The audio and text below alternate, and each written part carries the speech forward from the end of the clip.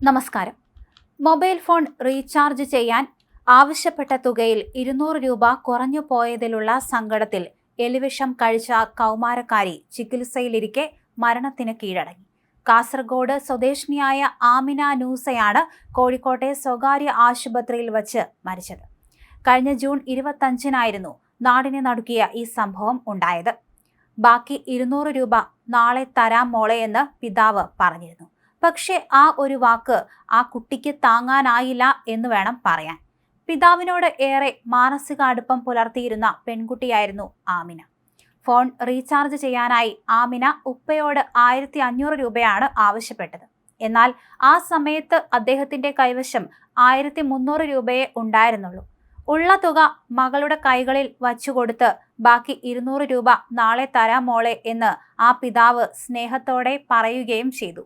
എന്നാൽ ആ കൗമാര മനസ്സിന് ആ വാക്കുകൾ താങ്ങാനായില്ല എന്ന് വേണം പറയാൻ. പുറമേക്ക് പരിഭവങ്ങളൊന്നും കാണിക്കാതെ ക്ലാസ്സിലേക്ക് പോവുകയാണെന്ന് പറഞ്ഞ് വീട്ടിൽ നിന്നിറങ്ങിയ ആമിന വഴിയരികിലെ കടയിൽ നിന്നും എലിവിഷം വാങ്ങുകയായിരുന്നു. തുടർന്ന് തളങ്കര മാലിക് ദിനാർ പള്ളിക്കടുത്തുള്ള സ്കൂൾ ഗ്രൗണ്ടിൽ വെച്ച് വിഷം കഴിക്കുകയും ചെയ്തു. അതിനുശേഷവും ഒന്നും സംഭവിക്കാത്തതുപോലെ ബസ് സ്റ്റാൻഡിന് സമീപത്തെ ഇൻസ്റ്റിറ്റ്യൂട്ടിൽ ക്ലാസ്സിനായി പോയി. ഉച്ചയ്ക്ക് 12:30-യോടെ ക്ലാസ് മുറിയിൽ വെച്ച് കഠിനമായ ഛർദിയും ശാരീരിക ബുദ്ധിമുട്ടുകളും അനുഭവപ്പെട്ടതോടെയാണ് കൂടെയുള്ളവർ ആമിനയെ കാസർഗോട്ടെ ആശുപത്രിയിൽ എത്തിക്കുന്നത്. അവിടെ വെച്ചാണ് താൻ വിഷം കഴിച്ച കാര്യം കുട്ടി തന്നെ തുറന്നു പറഞ്ഞത്. സിങ്ക് ഫോസ്ഫേറ്റ് അടങ്ങിയ മാരക വിഷമാണ് ഉള്ളിൽ ചെന്നതെന്നാണ് അറിഞ്ഞത്. അങ്ങനെ വിദഗ്ധ ചികിത്സയ്ക്കായി മകളെ പിന്നീട് കോഴിക്കോട് ആസ്റ്റർ മിംസ് ആശുപത്രിയിലേക്ക് മാറ്റുകയായിരുന്നു. കിഡ്നി മാറ്റിവെക്കൽ ഉൾപ്പെടെ തന്റെ മകളുടെ ജീവൻ രക്ഷിക്കാൻ വേണ്ടി എന്ത് ത്യാഗത്തിനും ആ പിതാവ് തയ്യാറായിരുന്നു.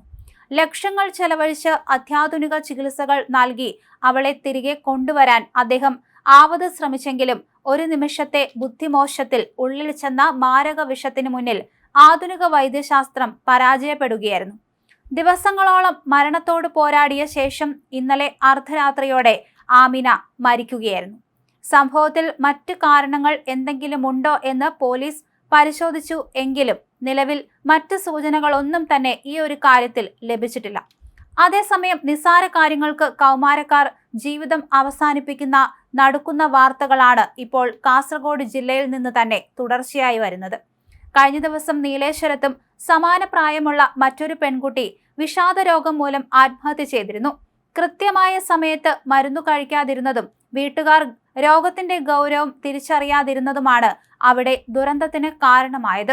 കഴിഞ്ഞ 2 മാസത്തിനിടെ മാത്രം ജില്ലയിൽ 12ഓളം ആളുകളാണ് മാനസിക വിഷമങ്ങളുടെ പേരിൽ ജീവൻ ഒടുക്കിയത്. മാതാപിതാക്കളുടെ സ്നേഹപൂർവമായ നിയന്ത്രണങ്ങളെയോ സാമ്പത്തികമായ ബുദ്ധിമുട്ടുകൾ കാരണമുള്ള താൽക്കാലിക പരിമിതികളെയോ ഉൾക്കൊള്ളാൻ കഴിയാത്ത വിധം ഇന്നത്തെ തലമുറയുടെ മാനസികാരോഗ്യം ദുർബലപ്പെടുന്നു എന്നതിന്റെ നേർക്കാഴ്ചയാണ് ഈ സംഭവങ്ങളൊക്കെ തന്നെ എടുത്തു പറയുന്നത്. ഒരു നിമിഷത്തെ വൈകാരിക എടുത്തുചാട്ടം തകർത്തെറിയുന്നത് ഒരു കുടുംബത്തിന്റെ മുഴുവൻ പ്രതീക്ഷകളാണെന്ന് ഈ വിയോഗങ്ങൾ നമ്മെ ഓർമ്മിപ്പിക്കുന്നുണ്ട്.